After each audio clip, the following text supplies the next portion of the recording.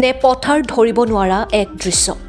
সাংবাদিকৰ কেমেৰাত বন্দী দুৰ্ঘটনা হোৱাৰ দৃশ্য নিদ্ৰামগ্ন বিধায়ক আব্দুল বাতিন খণ্ডকাৰৰ।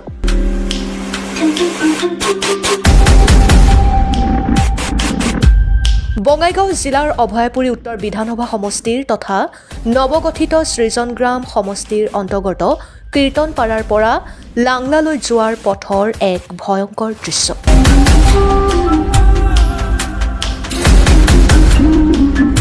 সাংবাদিকৰ কেমেৰাত বন্দী ই ৰিক্সা দুৰ্ঘটনা হোৱাৰ দৃশ্য। বালাৰছৰ দ্বিতীয় খণ্ড ৰাস্তাৰ দুৰৱস্থাই জ্বলা-কলা খুৱাইছে হাজাৰ হাজাৰ পথচাৰীক। প্ৰতিদিনাই ৰাস্তাটোৰে যাতায়াত কৰে হাজাৰ হাজাৰ পথচাৰীৰ লগতে কেইবাখনো বিদ্যালয়ৰ ছাত্ৰ-ছাত্ৰীসকলে।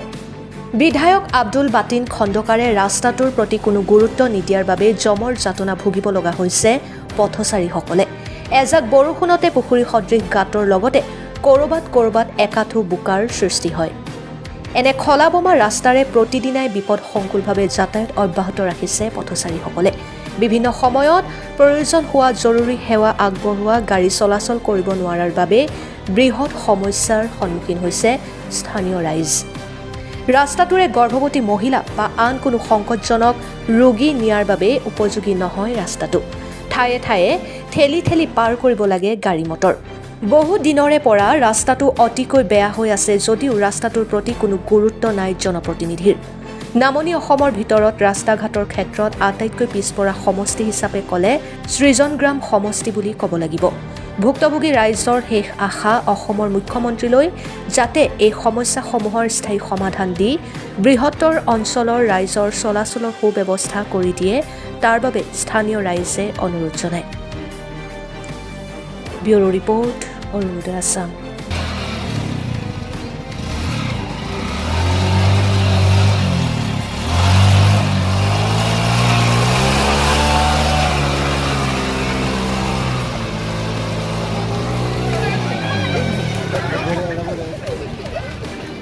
কওকচোন, এই ৰাস্তাৰ দুৰৱস্থাত কিমান অসুবিধাৰ সৃষ্টি হৈছে?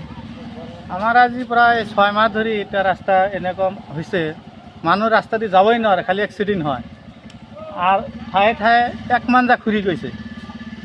আমি বাৰ বাৰ আমাৰ বিধায়কক কৈছোঁ, মোৰ স্থানীয় মেম্বাৰ আছে, প্ৰেচিডেণ্ট আছে, তেওঁলোকক কৈছোঁ, খালি কয় কৰিম কিন্তু কাম নকৰে।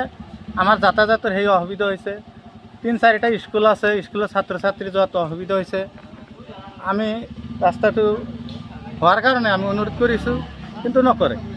মুখ্যমন্ত্ৰীক কি আহ্বান জনাব? মুখ্যমন্ত্ৰীক মই আহ্বান জনাইছোঁ যাতে মোৰ ৰাস্তাটো কৰি দিয়ে অতি সোনকালে। যেহেতু দেখা পোৱা গৈছে পুৱাৰ ভাগতে ছাত্ৰ ছাত্ৰী আৰু যাত্ৰা কৰে, কেনেকুৱা অসুবিধাৰ সন্মুখীন হয় ছাত্ৰ ছাত্ৰী খুব সন্মুখীন হয়, কাৰণ প্ৰায়ে এক্সিডেণ্ট হয় বেছি এই ৰাস্তাটো। কিন্তু স্থানীয় বিধায়ক কেনেকুৱা গুৰুত্ব দিছে? স্থানীয় বিধায়কে বেছি গুৰুত্ব দিয়া নাই। স্থানীয় বিধায়কে যদি গুৰুত্ব দিলে হয় তেনেহ'লে ৰাস্তাটো হ'লে হয়। কি আহ্বান জনাব এতিয়া প্ৰশাসনে বা আমাৰ প্ৰশাসনক কৈছোঁ আৰু মোৰ মুখ্যমন্ত্ৰী ডাঙৰীয়াক কৈছোঁ যাতে অতি সোনকালে ৰাস্তাটো মোক কৰি দিয়ে, ৰাইজৰ সুবিধা হয় চলাচল কৰাত। অসুবিধা মানে ইমান অসুবিধা, গাড়ী লৈ যাওয়া নাযায়, খোজকাঢ়ি নাযায়। মোটামুটি রাস্তাটা ইমান ভিয়া। রাতিত আপ ডাউনটো বেশি কৰোঁ, কিন্তু ৰাতিত একদিন ডাইৰেক্ট আমি পৰি গৈছিলোঁ ইয়াত।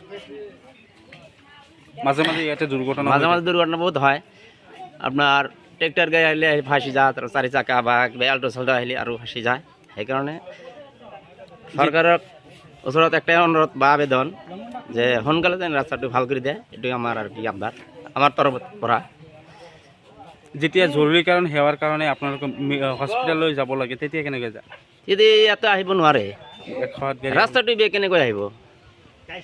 বঞ্চিত হৈ আছে আপোনালোকে, সেইকাৰণে আমৰা তো বঞ্চিত হৈ আছে। স্থানীয় বিধায়কক কেনেকুৱা গুৰুত্ব দিছে? গুৰুত্ব নিদিয়ে, ইয়াত নাহে। আমি ভোট দিয়াৰ পিছত বিধায়কক ইয়াত দেখাই নাই এতিয়াও, সঁচা কথা কৈছোঁ। আমি এতিয়া তাৰ লগত কথাই পতা নাই।